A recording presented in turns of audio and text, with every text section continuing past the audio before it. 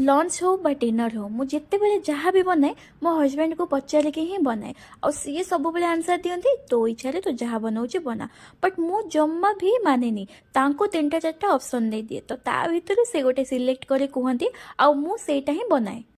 प्रत्येक पुरुष जितेबले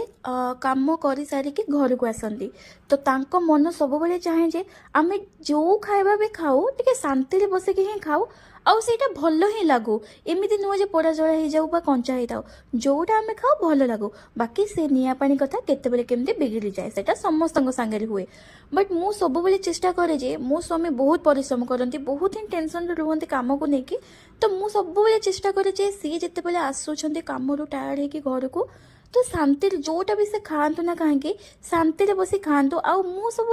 बहुत खुशी हो जाए जदि से मु बन खाइबार टे प्रशंसा कर दियंती बा खुशी होगी खाती तो मो दिनटा पूरा बनी जाए।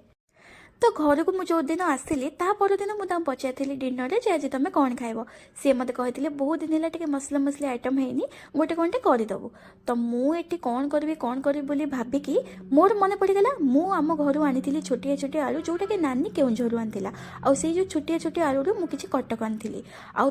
केते सुंदर से फ्राए करके आम घर ब्रेकफास्ट खाई आउ मो माइंड रे जे यही आइटमटा मो हस्बैंड को ही खोबी